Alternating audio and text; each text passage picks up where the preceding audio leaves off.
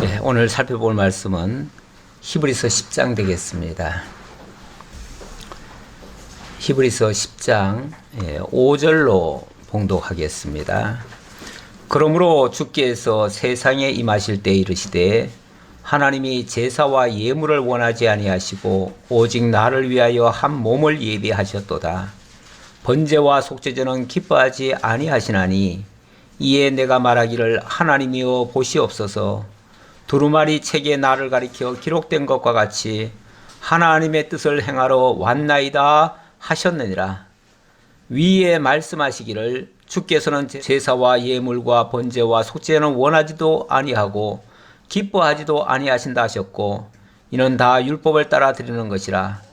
그 후에 말씀하시기를 보시옵소서 내가 하나님의 뜻을 행하러 왔나이다 하셨으니 그 첫째 것을 폐하심은 둘째 것을 세우려 하심이라. 이 뜻을 따라 예수 그리스도의 몸을 단번에 들이심으로 말미암아 우리가 거룩함을 얻었노라. 아멘.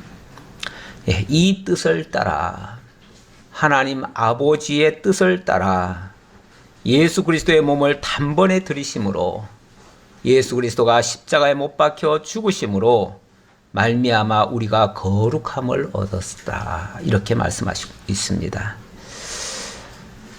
우리 예수 그리스도께서 왜 이 땅에 오셔서 십자가에 못 박히시고 그리고 또 부활을 하셔야만 하는가에 대한 그 이유를 이렇게 밝히고 있습니다. 한마디로 말씀드려서 그건 하나님의 뜻이었다. 하나님의 계획이었다. 하나님의 원하심이었다. 이렇게 말씀드릴 수 있겠습니다. 하나님이 원하셔서 예수 그리스도가 십자가에 못 박혀 죽으셨다 그 말입니다. 하나님이 원하지 않는다면 예수 그리스도가 이 땅에 오실 이유도 없고요. 십자가에 못 박혀 죽을 이유도 없습니다. 그런데 하나님이 이것을 기뻐하셨다. 그렇게 얘기합니다. 죄 문제를 해결하기 위해서 구약 시대에 율법을 하나님이 알려주셨습니다. 우리가 지금 출애굽기를 주일 오전에 지금 배우고 있죠. 율법을 지금 배우고 있는데 굉장히 복잡한 내용이 계속해서 증거되고 있습니다.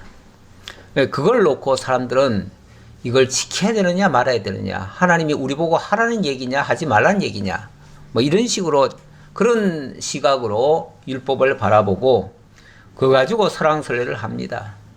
그런데 성경은 분명하게 말씀하고 있습니다. 뭐라고 얘기하는가? 10장 1절을 먼저 보겠습니다.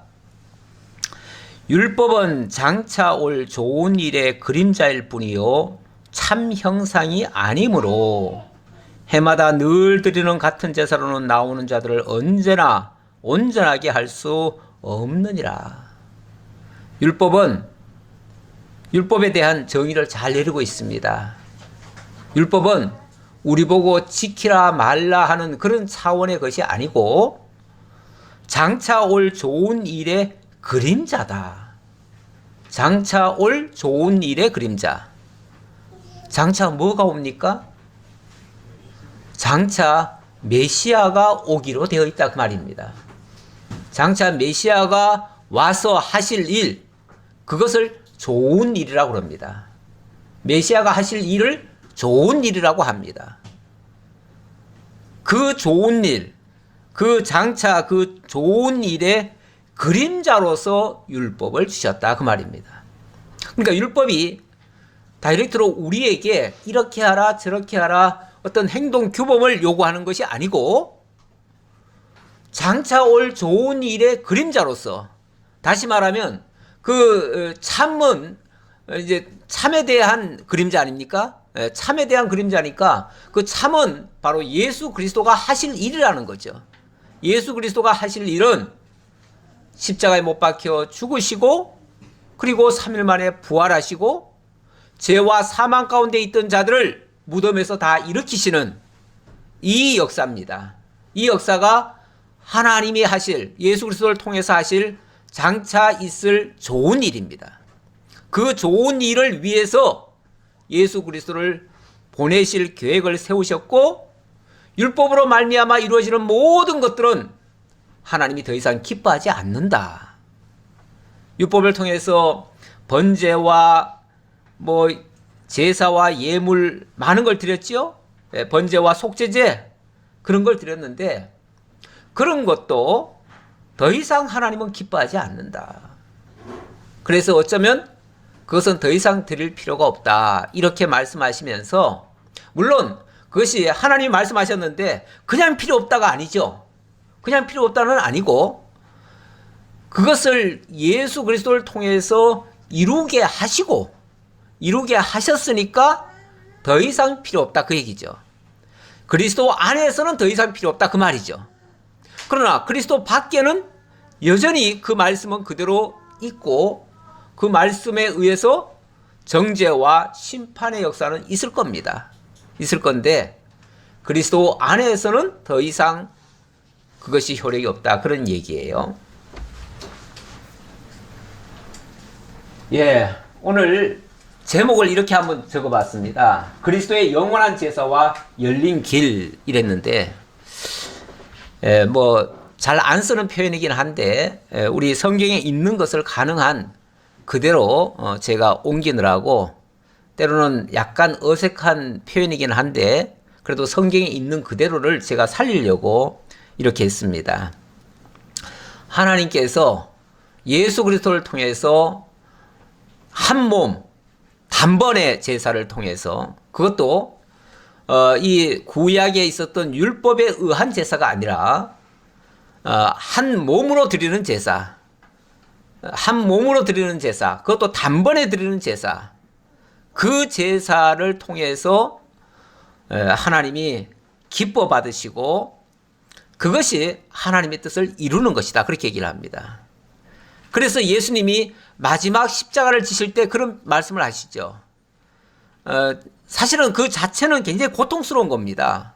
고통스럽기 때문에 기도하실 때 뭐라고도 기도하셨냐면, 하나님 이 잔을 내게서 거두어 주소서, 이 말도 한 적이 있어요. 이 말을 해놓고 그러나 내 뜻대로 마옵시고 아버지의 뜻대로 되기를 원하나이다. 그리고 또 무슨 말씀도 하셨냐면, 아버지여 나를 영화롭게 하옵소서, 이렇게 얘기를 합니다. 나를 영화롭게 하옵소서. 영화롭게 한다는 말이 결국 하나님의 뜻을 이루어내게 해달라 그런 뜻이죠. 그 얘기죠. 그러면 하나님의 뜻에 부합된 행동을 하는 것이 자기를 영화롭게 하는 것이고 하나님의 뜻에 부합되는 것이고 하나님을 기뻐하게 하시는 일이고 이렇게 된다는 거죠. 그게 바로 십자가를 지는 일이에요. 예수님은 십자가 지는 거를 싫어가지고 그걸 안 지려고 발버둥 치신 분이 아닙니다. 가끔은 이 잔을 내게서 거두어 달라는 그 표현이 마치 이 십자가를 지기를 싫어서 그렇게 하신 것처럼 그렇게 오해하는 사람들도 있는데 전혀 그런 뜻이 아닙니다. 곧바로 하시는 말씀이 내 뜻대로 마옵시고 아버지 뜻대로 되기를 원합니다 그러잖아요. 그러면 아버지의 뜻이 무엇인지를 다 알고, 그러나 육신의 고통이 그만큼 있다는 것을 강조하려고 이 잔을 거두어 주소서 할 수가 있다면, 그런데 그건 할 수 없는 일입니다. 할 수 없는 일을 빤히 아시면서도 그 말씀하신 겁니다. 그거는 하나님의 뜻을 이루기는 과정에 그만한 고통이 있을 것을 이야기한 거죠. 그걸 이야기하시면서 당연히 당신은 그것을 져야 되고 그걸 통해서 자기를 영화롭게 하고 하나님의 뜻이 완성되어지도록 그렇게 하신다 그 말입니다. 그 일을 하기 위해서 예수님은 그래서 이제 율법은 장차 올 좋은 일의 그림자라, 이거는 이제 참 형상이 아니다. 그러니까 참 형상에 대한 그림자일 뿐이다. 율법은 마찬가지고 율법의 모든 제사도 마찬가지다 그 얘기죠. 그러므로 주께서 세상에 임하실 때 이르시되 하나님이 제사와 예물을 원하지 아니하시고 오직 나를 위하여 한 몸을 예비하셨도다. 한 몸, 오직 한 몸. 근데 나를 위하여 한 몸을 예비하셨다 그랬는데 여기 나가 누군가요?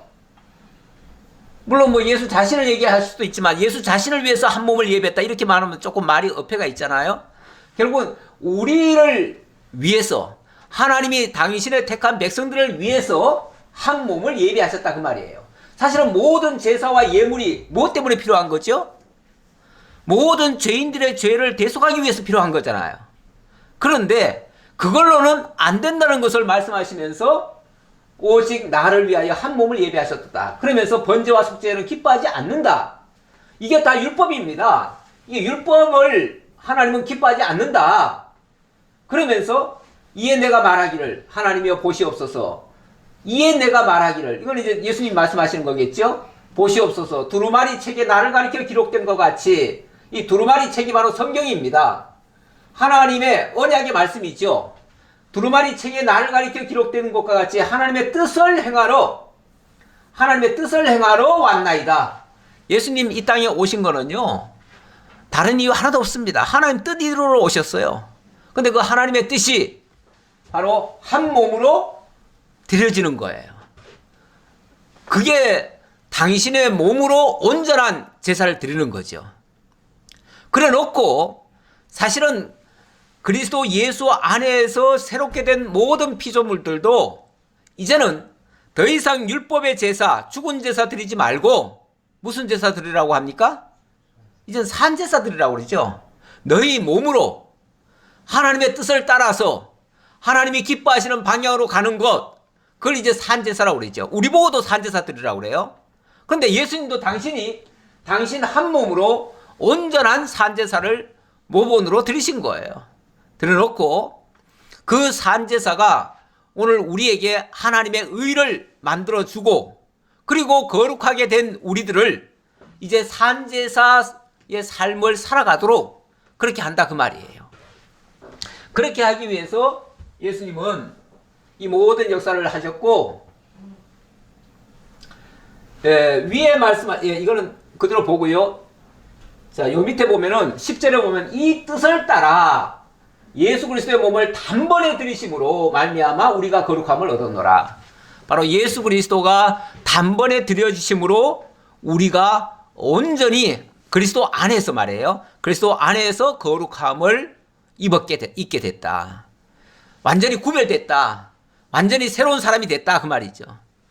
옛사람, 죄와 사망 가운데 있던 죽었던 자들이 아니라 이제는 그리스도 예수 안에서 산 자로서 거룩함을 입은 자로서 이 하나님이 이렇게 말씀하시죠. 내가 거룩하니 너희도 거룩할지어다. 이 말은 거룩하게 살라고 우리 보고 하는 말이 아니라 당신이 거룩하신데 당신의 백성들도 내가 반드시 거룩하게 할 거다. 그 뜻이에요. 하나님의 원래 그 히브리어의 그 표현이요. 그 수동태 완료형이에요. 그렇게 써요. 그래가지고 거룩할지어다 하면은 이미 거룩해졌다라고 사실은 이해해도 돼요. 우리는 그렇게 이해해도 돼요. 그래서 하나님이 예수 그리스도를 통해서 그리스도의 몸을 단번에 들이심으로 우리를 거룩하게 만들어버렸다. 거룩하게 만들어 놓고 우리 보고 거룩한 삶을 살아가도록 그렇게 인도해 가시는 내용이 되겠습니다. 자, 그 다음 이제 두 번째 단락에서는 그리스도는 거룩한 자들을 한 번의 제사로 온전케 하신다라는 말씀인데,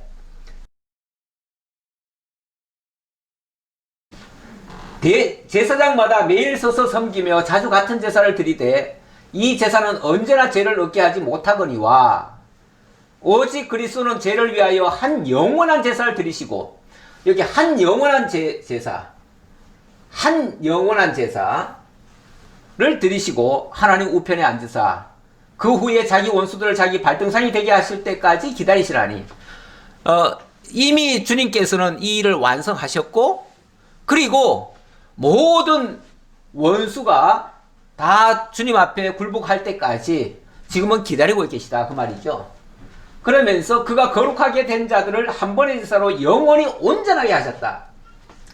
자, 아까 한 영원한 제사로 거룩하게 했다고 했는데 그렇게 거룩하게 된 자들을 다시 또 뭐 한다고요?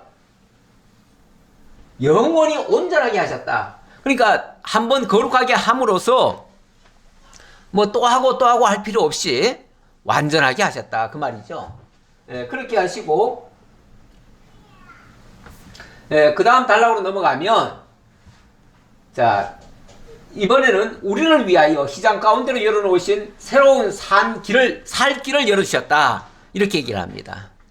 원래 그 구약 그 제사 제도의 모습을 보면은 안에 지성소가 있고 밖에 성소가 있고 또 바깥에는 유대인의 뜰 또 이방인의 뜰 이렇게 돼 있습니다. 이랬는데 이방인이 그 하나님의 언약 자손의 뜰로 들어오고 언약 자손들이 제사장을 통해서 성소로 들어가고 성소에서 대제사장을 통해서 지성소로 들어갑니다.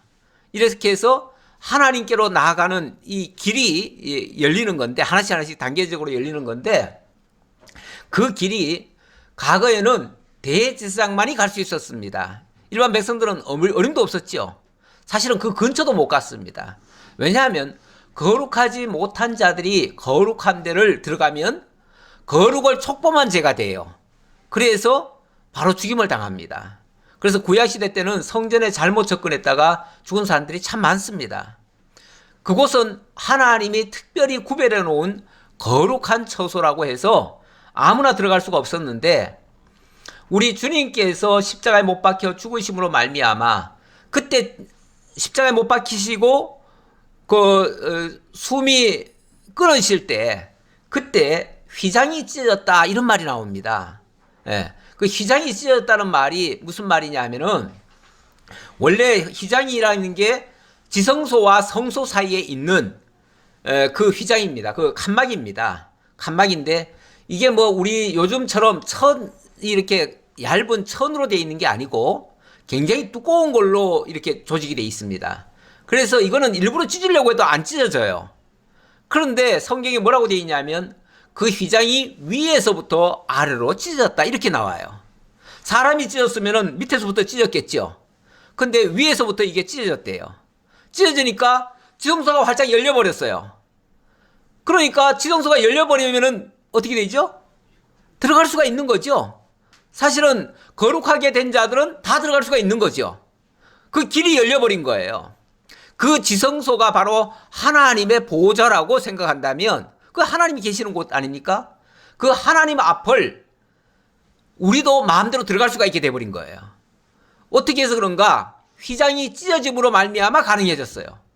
근데 그 휘장이 뭐라고 얘기하냐면은 휘장은 곧 그의 육체니라. 그 길은 우리를 위하여 휘장 가운데로 열어놓으신 새로운 살 길이요. 우리의 살 길이 우리가 이제 하나님께로 나아가야 이게 살 길 아닙니까?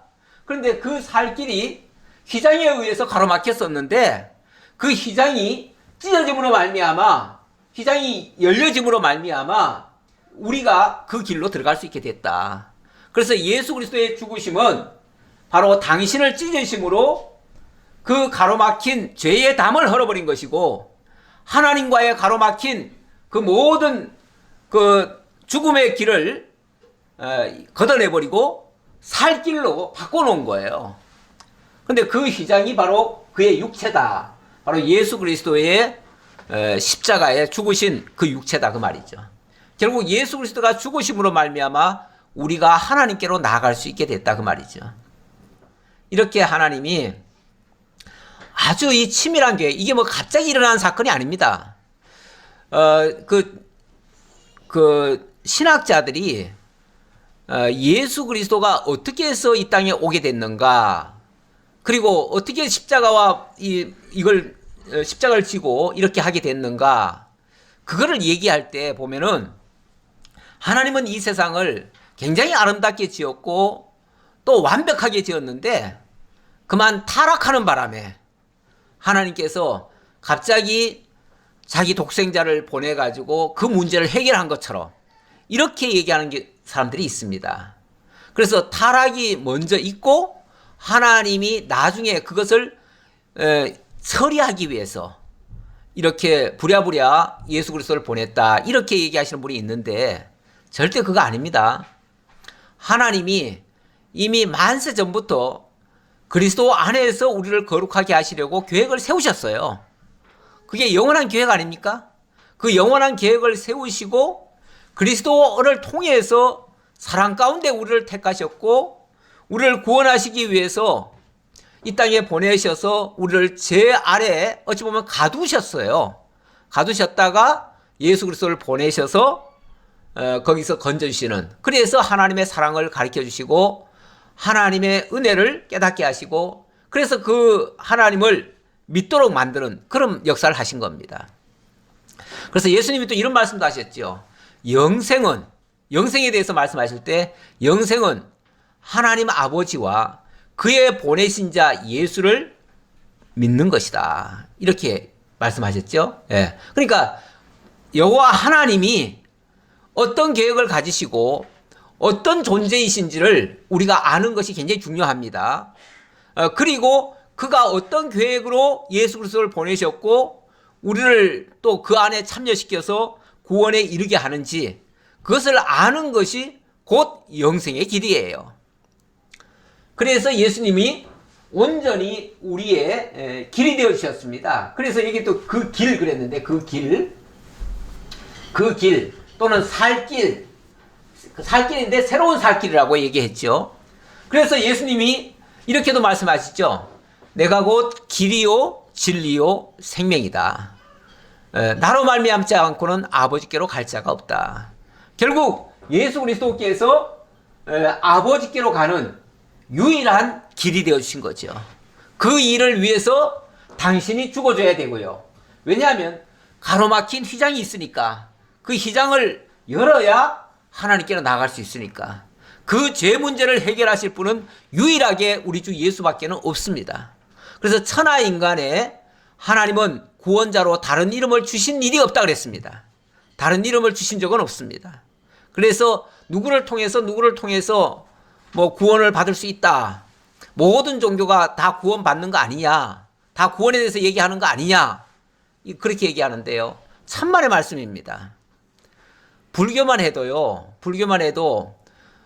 불교는 어찌 보면은 모든 것이 다 사라지는 것도 뭐 구원이라고도 생각하기도 하고 아니면은 또 환생이라고 하는 것이 또 구원의 한 방편으로 얘기를 하는데, 환생이 되려면요 죽어서 7개의 지옥을 7번의 재판을 통해서 거기서 깨끗함을 받아야 그제서야 환생을 할 수 있습니다. 불교의 교리 중에서는 그렇습니다. 그리고 천주교는요 죽으면은 모든 사람이 연옥에 들어갑니다. 연옥에 들어가서 자기 죄가 말갛게 씻겨질 때까지 다 태워야 됩니다. 그게 몇백 년이 지날 수도 있고 몇천 년이 지날 수도 있어요. 그것 좀 빨리 하려면은 그 사람의 이름으로 이 땅에 남아있는 사람들이 구제를 해야 돼요. 그 사람의 이름으로 선행을 해야 돼요. 그렇게 하면 죄가 조금씩 벗겨져요. 죄를 조금 탕감받지요. 그래도 뭐 한 500년은 지나야 구원받을 수 있다고 그래요. 이렇게 어려워요. 다른 종교에서 구원받기는 하늘의 별 따기예요. 그런데 우리 기독교의 구원과는 어떻죠? 예수를 믿기만 하면 됩니다. 어찌 보면 너무 쉬워가지고 너무 우습게 여길 수도 있어요. 그렇게 쉬운 게 세상에 어디 있냐고. 세상에 공짜가 어디 있냐고. 믿기만 하면 다 해준다니까요. 공짜 아니에요? 그런데 그렇게 쉬운 게 어디 있냐고. 그래서 우습게 여기고 고지 안 들리기도 하는데 진짜 믿기만 하면 됩니다. 그렇게 얘기해도 안 믿을 수도 있지만 예, 진짜 믿음 외에는 다른 걸 요구하지 않습니다. 왜냐하면 근데 그 믿는다는 게 사실은 또 쉬운 게 아니잖아요. 믿기만 하면 되는데 믿음이라는 게 알지 않고는 믿어지질 않잖아요. 그냥 덮어놓고 믿어집니까? 알아야 믿죠. 그래서 알려면은 이러한 원리를 깨달아야죠. 그래서 우리가 배우는 거죠. 덮어놓고 자꾸 믿으라고 그러는데 물론 믿기만 하면 구원에 이르러요. 그런데 믿어져야 믿지요. 믿어지기 위해서라도 우리가 알아야 됩니다. 알기 위해서는 이러한 하나님의 뜻을 깨달아야 됩니다. 그래서 우리가 끊임없이 배우려고 하는 것이죠. 또 그렇지 않으면 또 자꾸 잊어버리기도 하고요. 오늘 부활절이기 때문에 뭐 예수님 부활했다는 사실, 물론 그 자체만을 얘기하는 것도 중요하지만 그거는 이미 여러 번 들으셨기 때문에 그 의미를 이해하는 것이 더 좋겠다 싶어서 제가 오늘은 히브리서 말씀을 준비해 봤습니다. 기도하겠습니다. 아버지 하나님 감사합니다. 우리에게 참된 길을 제시해 주시기 위해서 죄와 사망 가운데 있던 저희들이지만 아무런 희망도 없고 절망 가운데 살았던 저희들이지만 저에게 새롭고 산 길을 열어주시기 위해서 영원한 제사를 드려주신 주님 참으로 감사합니다.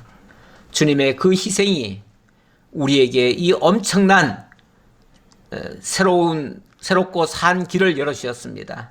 이제 우리가 이 길을 가면서 주님이 한 몸으로 영원한 제사를 드렸듯이 우리도 이 산 제사로 주님의 길을 따라갈 수 있는 저희 모두가 되게 하옵소서. 감사드렸고 예수님 이름으로 기도하옵나이다. 아멘. 유아 세례를 베풀도록 하겠습니다. 세례받을 자는 김지율이고요. 2020년 9월 10일생입니다. 아빠는 김현일, 엄마는 조혜선입니다. 우리 최영숙 권사님 손녀가 되겠는데요. 세례 받기 전에 먼저 말씀 한 구절만 보겠습니다. 디모데후서 1장 2절로 5절 제가 읽겠습니다. 사랑하는 아들 디모데에게 편지하노니 하나님 아버지와 그리스도 예수 우리 주께로부터 은혜와 긍휼과 평강이 내게 있을지어다. 내가 밤낮 간구하는 가운데 쉬지 않고 너를 생각하여 정결한 양심으로 조상적부터 섬겨오는 하나님께 감사하고 내 눈물을 생각하여 너 보기를 원함은 내 기쁨이 가득하게 하려 함이니 이는 내 속에 있는 거짓이 없는 믿음이 있음을 생각함이라. 이 믿음은 먼저 내 외조모 로이스와 내 어머니 유닐게 속에 있더니 내 속에도 있는 줄을 확신하노라. 예, 우리 지율이 마음 속에도 이 믿음이 있을 줄을 저도 확신하면서 이 세례를 베풀고자 합니다. 사실은 유아 세례는 본인이 어떤 의지가 없습니다. 본인이 아직 아무것도 모르기 때문에 그러나 그 엄마 물론 아빠, 엄마, 그 부모님의 신앙을 우리가 인정을 하고 그 부모님이 앞으로 하나님의 자녀로 키우겠다라고 하는 그런 결심에서 사실은 유아세례를 베푸는 겁니다. 그래서 유아세례를 베풀어도 나중에 본인이 또 자기가 의지가 이제 있을 때 다시 또 고백을 해야 됩니다. 그래서 만 15세 때 가서 이제 고백을 하게 됩니다. 그리고 나서 정식으로 교회에서는 세례교인으로 인정을 하지요. 그러기 전까지는 유아세례 교인인데 어쨌든 유아세례도 굉장히 중요한 절차이기도 하고요. 앞으로 부모님과 우리 교회도 이것을 공식적으로 인정을 하는 거 아닙니까? 인정을 하면 부모도 앞으로 이 자녀를 하나님의 자녀로 잘 키우겠다라고 하는 결심이고요. 또 온 교우들도 앞으로 내 아들은 아니지만 우리 교회의 유아세례 교인으로서 함께 돌보고 함께 위하여 기도해 줘야 되겠다라고 하는 그런 생각을 갖도록 하는 거죠. 그렇게 함으로써 우리가 함께 키워가는 겁니다. 오늘 김주일 뿐이 아니라 우리 교회 학교 아이들도 우리 온 교회 성도님들이 함께 키워간다. 그렇게 생각을 하고 세례를 베푸는 겁니다. 그래서 엄마에게 그런 의지가 있는지 엄마한테 물어봅니다. 엄마한테 먼저 서약 받고 그 다음에는 우리 또 오늘은 교인들한테도 한번 서약 한번 받을까 합니다. 그렇게 해서 정말 이 아이가 하나님의 자녀로 잘 길러질 수 있도록 함께 돌보고 기도해 주십사 하는 그런 뜻을 한번 새겨보겠습니다. 일단 나오시는데 엄마가 안고 나오고 우리 오늘은 권사님이 아빠 역할 하세요. 옆에 서 계세요. 옆에 잠깐 앉고 같이 앉으세요. 같이 앉으세요. 같이 앉으시고 이제 손으로 이렇게 들어서 이제 서약을 하시면 됩니다. 예, 두 분, 그러니까 할머니 최영숙 권사님 그리고 어머니 조혜선 성도 두 분은 이 아이가 예수 그리스도의 피로 죄 씻음과 성령의 새롭게 하시는 은혜를 받아야 할 줄을 믿으십니까? 네. 두 분은 자신의 구원을 위하여 힘쓰는 것처럼 이 아이에게도 예수를 주와 그리스도로 믿고 하나님의 언약에 참여하도록 힘써 주시겠습니까? 두 분은 겸손한 마음으로 하나님의 은혜를 의지하며 친히 경건한 모범 보이기를 힘쓰며 위하여 기도하며 거룩한 교회의 진리와 생활을 가르치며 주의 교양과 훈계로 양육하기를 서약하십니까? 예, 서약해 주셨네요. 우리 이번에는 우리 성도님들한테 한번 같이 또 서약 한번 해볼게요.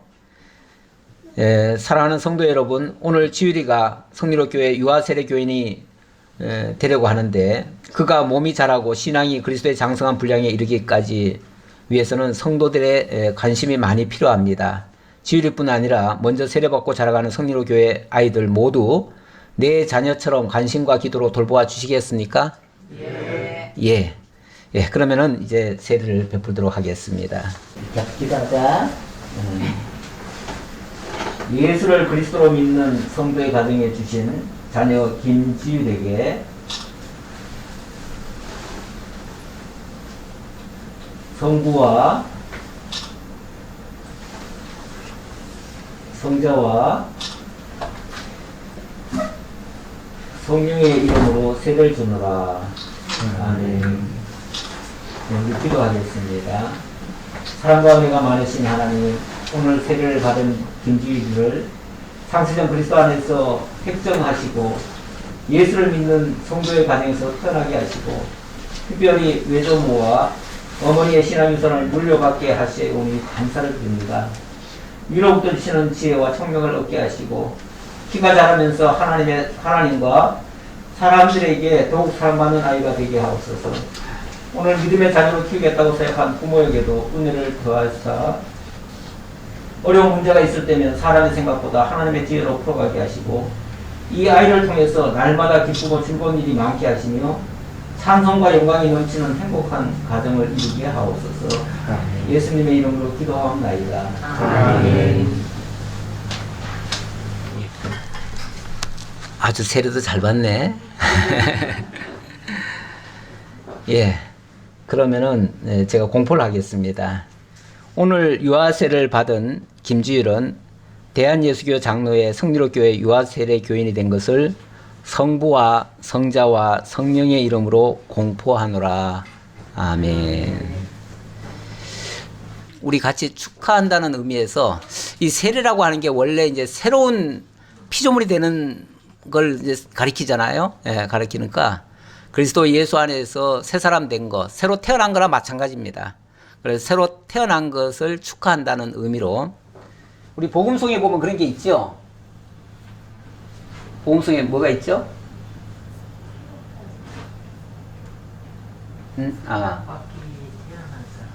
가만히 있어. 이게 어디가 있지? 저 뒤에가 있나? 이것도 잘못됐다. 이거 한번 틀어볼게요. 같이 부를 수 있으면 같이 불러보세요.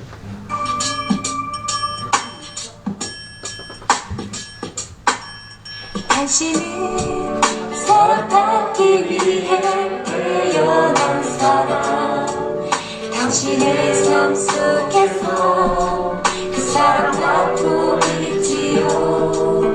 당신은 사랑받기 위해 태어난 사람, 당신의 삶 속에서 그 사랑받고 있지요.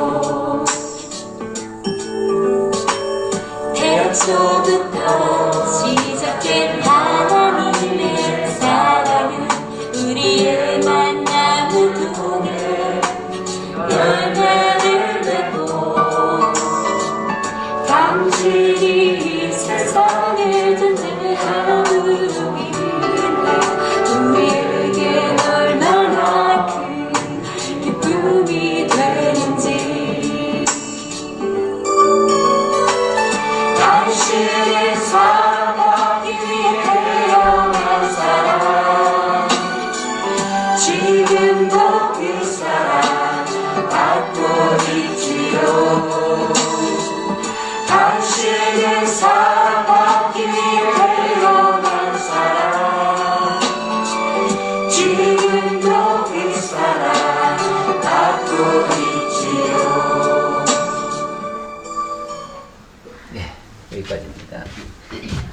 성찬식은 마태복음 26장 26절로 28절을 보도록 하겠습니다. 주제는 축복의 떡과 감사의 잔 이렇게 적어봤습니다. 일단 말씀을 좀 한번 읽어야지요. 한 구절을. 26절 보겠습니다. 축복의 떡. 그들이 먹을 때에 예수께서 떡을 가지사 축복하시고 떼어 제자들에게 주시며 이르시되 받아서 먹으라 이것은 내 몸이라 하시고, 축복의 떡 이렇게 지금 표현을 했습니다. 이 축복이라고 하는 거는 사실은 베푸는 거예요. 그렇죠? 복을 빈다는 말이잖아요. 빈다는 말이니까 내가 복을 추구하는 게 아니라 복을 빌어주는 거예요. 그러니까 나눠주는 거죠. 그러니까 축복이라고 하는 거, 이 떡이라고 하는 거는 사실은 나눠주기 위해서 지금 떼는 겁니다. 우리 예수님이 갑자기 유월절을 드시다 말고 떡을 하나 드시고는 그리고 기도를 하십니다. 그래 놓고는 그걸 제자들에게 떼어 주십니다. 떼어 주시면서 이걸 받아 먹으라 하면서 이것은 내 몸이다 이렇게 얘기를 합니다. 그러니까 부은 분명히 떡이죠. 떡인데 떡을 예수님의 몸처럼 생각하라 그 말이죠. 아까 우리가 예수님의 몸이 바로 휘장이다 또는 제사다 뭐 한 몸으로 드렸다 이렇게도 표현했는데, 여기서는 떡으로 지금 주신다는 거예요. 떡은 뭐 할 때 먹는 거죠? 우리 생명의 양식이잖아요. 양식으로 먹는 거죠. 결국 이 예수님의 희생이 우리에게 생명의 양식이 되어준다 그 뜻이에요. 우리를 살리기 위해서 당신이 대신 떼어서 죽어지겠다 그 말이죠. 당신이 양식으로 우리에게 주시겠다 그 말이죠. 그래서 이 떡의 그러니까 축복의 의미 또 떡을 나눔의 의미, 거기에는 이제 나눔이라는 것과 봉사라는 것과 섬김이라고 하는 진리가 담겨져 있습니다. 그래서 우리가 이 떡을 떼면서 바로 나눔과 섬김과 봉사, 예수님이 이 떡 떼시기 직전에 아마 하신 일이 그걸 거예요. 발을 씻겨 주시는 일이잖아요. 발을 씻겨 주시는 일, 그것도 섬김이죠. 섬기고 봉사하고 나눠주시는 그런 의미가 그 속에 담겨 있는데, 이렇게 떡을 나눠주시면서 내 몸이라 하신 것은 너희도 결국 이런 삶, 내가 너희를 위하여 몸을 나눠주었듯이 너희도 너희 몸을 희생하면서 이렇게 봉사하며 살아라, 그런 뜻으로 이해하셔야 되겠습니다. 자, 그러면은 우리 장로님 나오셔서 떡을 떼도록 하겠습니다. 그런데 이걸 컵에다 다 담았습니다. 왜 컵에 담았냐면은 이게 그냥 손으로 다 잡는 게 좀 그래서요. 그래서 아직까지는 우리가 좀 조심을 해야 됩니다. 그래서 다 받아서 그냥 앞에 놓으세요. 다 놓으시고 이따가 의미를 제가 설명해 드리고 기도한 다음에 다 같이 드시면 되겠습니다.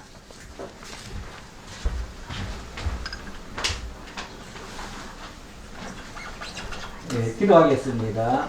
아버지 하나님, 성민호 성도들이 주님의 십자가와 부활에 참여하고자 함께 떡에 참여하고 한 형제임을 기억하고자 합니다. 떡을 뗄 때 그 의미를 모르고 먹는 자가 없게 하시고 내 몸이 귀한 줄 알고 사랑하듯이 형제도 귀히 여기며 서로 사랑하며 살게 하옵소서. 예수님의 이름으로 기도하옵나이다. 아멘.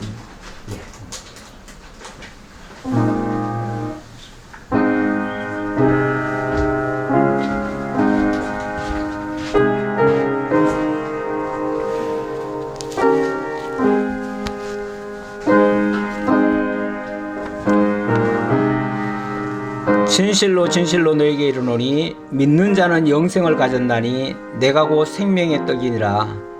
너희 조상들은 광야에서 만나를 먹었어도 죽었거니와 이는 하늘에서 내려온 떡이니 사람으로 하여금 먹고 죽지 아니하게 하는 것이니라.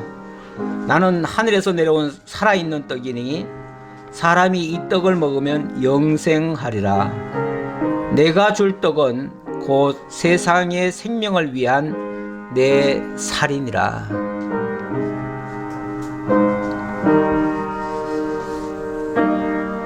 네, 이제 떡을 드시기 바랍니다.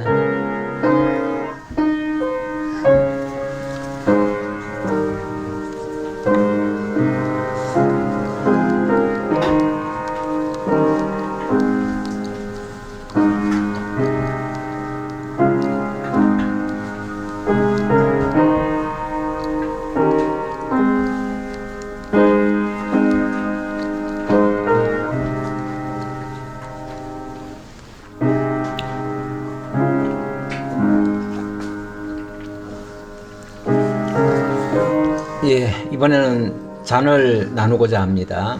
예, 잔의 의미도 조금 보고 넘어가겠습니다. 예,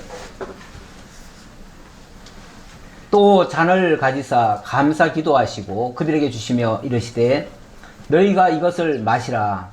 이것은 제사함을 얻게 하려고 많은 사람을 위하여 흘리는 바 나의 피 곧 언약의 피니라. 이번에는 잔을 가지고 아까는 축복이라는 말씀을 쓰셨는데 이번에는 감사기도 하셨다 이렇게 얘기를 합니다. 어찌 보면 아까는 축복이라고 하는 건 나눠주는 거잖아요. 예, 밖으로 이렇게 주는 건데 이 잔이라고 하는 건 내가 마시는 겁니다. 그러니까 받는 거죠.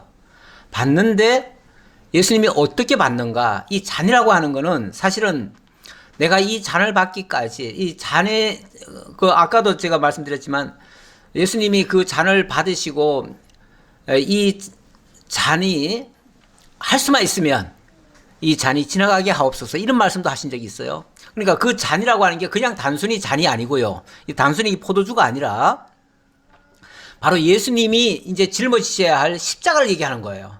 십자가에서 흘리실 그 피, 그걸 얘기하는 거예요. 그거를 생각하면 아찔하잖아요. 사실은 아찔하죠. 아찔하죠.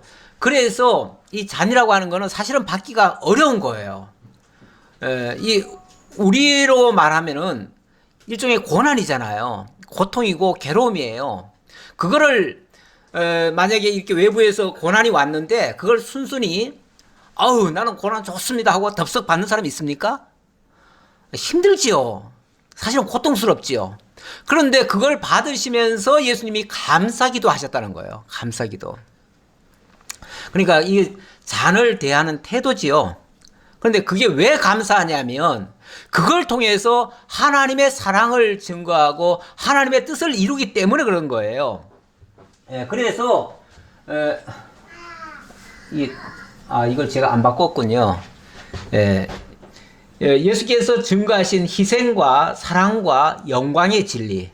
그래서 이 잔에 담긴 의미는 바로 예수님이 당신이 받으심으로써 보여주신 그 희생이라는 거죠. 희생의 피. 그리고 하나님의 사랑. 그리고 하나님 앞에 아까도 그랬잖아요. 영화롭게 하옵소서. 그 잔을 받으시면서 영화롭게 하옵소서 그랬는데 바로 하나님의 영광을 선포하는 일이라는 거죠. 그래서 이런 의미를 기억하고 하도록 하겠습니다. 우리 장로님 일단 잔을 하나 주셔요.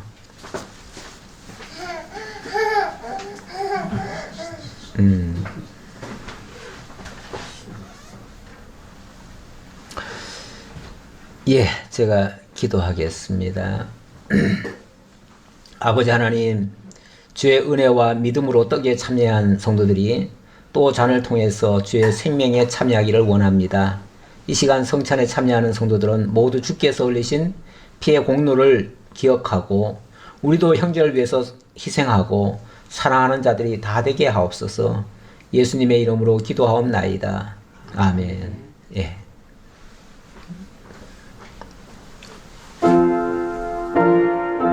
내 살은 참된 양식이요 내 피는 참된 음료로다. 내 살을 먹고 내 피를 마시는 자는 내 안에 거하고 나도 그의 안에 거하나니 살아계신 아버지께서 나를 보내심에 내가 아버지로 말미암아 사는 것 같이 나를 먹는 그 사람도 나로 말미암아 살리라. 생명의 잔입니다.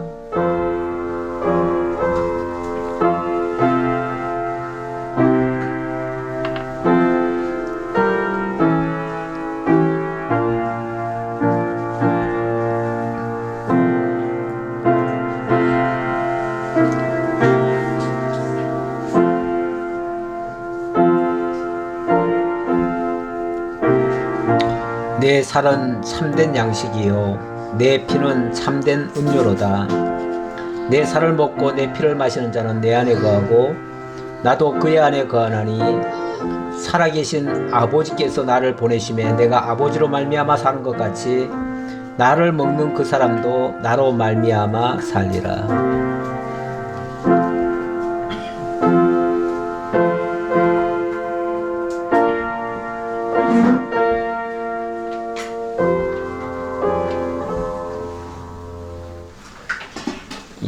그러면 제가 마침 기도하겠습니다. 아버지 하나님 참으로 감사합니다. 우리가 주님을 알기 전에는 이 세상에 왜 태어났는지, 무엇을 위하며 살아야 되는지, 삶의 의미가 무엇인지 사실은 아무것도 모르고 살아왔습니다. 주님께서 우리에게 다가오시고 주님 안에서 새로운 생명을 얻고 나니 앞길이 보입니다. 이제 주님께서 열어주신 그 새롭고 산 길로 따라서 주님의 영화로움에 참여하기를 원합니다. 주님의 거룩함에 참여하기를 원합니다.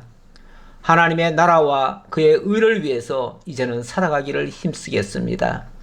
그 일을 이제 우리가 결심하고 그 일을 위해서 앞으로 달려나가는 저희가 되게 하옵소서. 뒤를 돌아보지 않게 하여 주옵소서.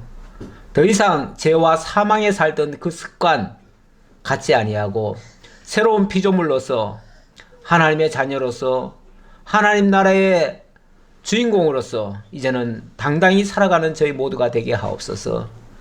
저희들의 모든 앞길에 주님께서 함께해 주옵시길 간절히 바라옵고 우리 주님 예수 그리스도의 이름으로 기도하옵나이다. 아멘.